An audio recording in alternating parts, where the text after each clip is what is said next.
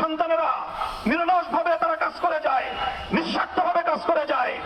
গণমাধ্যম তাদেরকে প্রচার খুব একটা করতে চায় না। বৈষম্য বিরোধী এই আন্দোলনকে, এই সংগ্রামকে যদি কেউ নাস্তিক্যবাদ প্রতিষ্ঠার হাতিয়ার হিসেবে ব্যবহার করতে চায়, সে হাত আমরা ভেঙে গড়িয়ে দেব।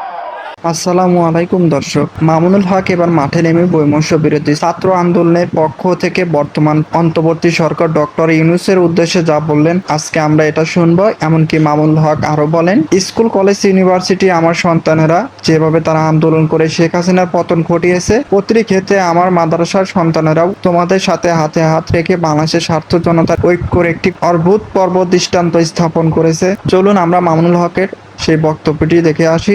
তার আগে আমার চ্যানেলটি লাইক এবং সাবস্ক্রাইব করে পাশে থাকেন। পশ্চিমা বিশ্বের কোন প্রতিনিধি যদি বাংলাদেশের কোন ঘৃণ্য নীল নকশা বাস্তবায়ন করার চেষ্টা করে, রক্তের মাধ্যমে সে ষড়যন্ত্র আমরা প্রতিরোধ করবো ইনশাআল্লাহ। ইন্টারিম গভর্নমেন্ট আসুন, স্বাগত জানাবো, সহযোগিতা করব, সকল ভালো কাজে আমাদেরকে পাশে পাবেন। আমাদের সন্তানেরা নিরলসভাবে তারা কাজ করে যায়, নিঃস্বার্থভাবে কাজ করে যায়। গণমাধ্যম তাদেরকে প্রচার খুব একটা করতে চায় না। অ্যালার্জি আছে, এই সকল অ্যালার্জিগুলো উপশম করেন।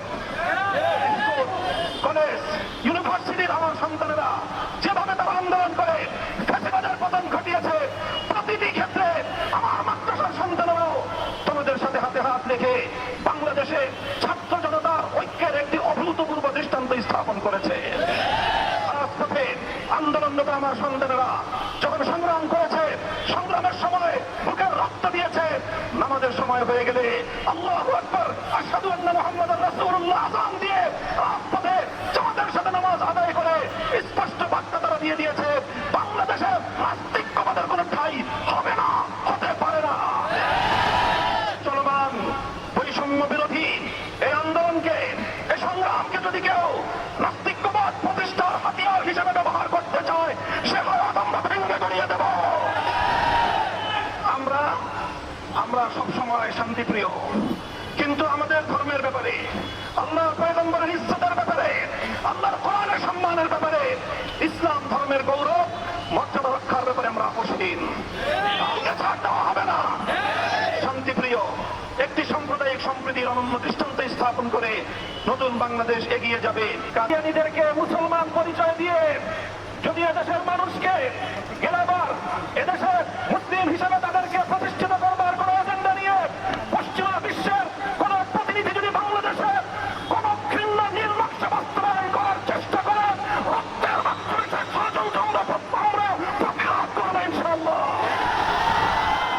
হিন্দু, বৌদ্ধ, খ্রিস্টান, কাদিয়ানী, অন্যান্য উপজাতি, ভিন্ন ধর্মাবলম্বীদের নাগরিক, ধর্মীয় সব ধরনের মৌলিক অধিকার, সংবিধান প্রদত্ত সকল অধিকার নিশ্চিত করবার জন্য এদেশের আলেম সমাজ অগ্রণী ভূমিকা পালন করবে। হেফাজতে ইসলামের পক্ষ থেকে সারা দেশের আলেম সমাজ, ইমাম সমাজ, মসজিদের লক্ষ কোটি মুসল্লিয়ানে কেরাম এবং ধর্মপ্রাণ মুসলমান ভাইদের প্রতি আমি আবারও দৃষ্টি আকর্ষণ করে উদাত্ত আহ্বান জানাই, আপনারা আপনাদের চলমান ভূমিকা অব্যাহতভাবে পালন করে যাবেন। সেই সঙ্গে বলতে চাই, অন্যান্য ধর্মাবলম্বীদের ধর্মীয় নিরাপত্তা যেভাবে নিশ্চিত করতে হবে, এদেশের সংখ্যাগরিষ্ঠ মুসলমানদের ধর্মীয় নিরাপত্তা একইভাবে নিশ্চিত করতে হবে।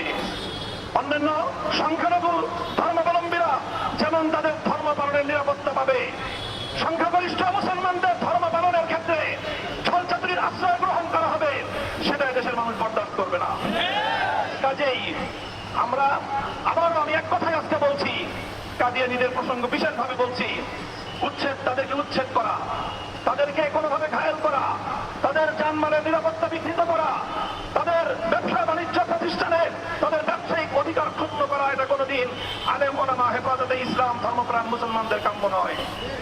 আমরা শুধু একটাই দাবি তুলতে চাই, কাদিয়ানীরা তাদের নিজস্ব ধর্মীয় পরিচয়ে তারা যে কোনো ধর্মীয় অধিকার ভোগ করতে পারবে, কিন্তু তারা কাদিয়ানী হয়ে, অমুসলিম হয়ে মুসলমানদের ধর্ম ইসলাম নাম ব্যবহার করবে, মুসলমানদের ধর্মীয় অধিকার ক্ষুণ্ণ করবে, এদেশের মুসলমানরা মুখে আঙ্গুল দিয়ে চুষবে না।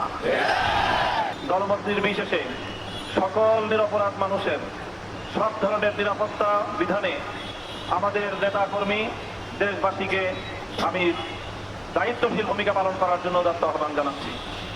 বিশেষভাবে সংখ্যালঘু সম্প্রদায়ের সকল মৌলিক অধিকার করবার জন্য এদেশের আলেম সমাজকে আমরা প্রথম দিন থেকে আহ্বান জানিয়েছি। হেফাজতে ইসলামের নেতাকর্মীদেরকে তাদের পাশে দাঁড়াবার জন্য উদাত্ত আহ্বান জানিয়েছি। দেশবাসীকে আমরা ডাক দিয়েছি। আমাদের ডাকে এদেশের মানুষ অভূতপূর্ব সাড়া দিয়েছে। বিশ্ব গণমাধ্যমে বাংলাদেশের আলেম সমাজ, ইসলাম প্রিয় জনতার সাম্প্রদায়িক সম্প্রীতি প্রতিষ্ঠার ক্ষেত্রে বর্তমান সময়ের ভূমিকা সারা পৃথিবী জুড়ে বিশ্ব মিডিয়া প্রশংসিত।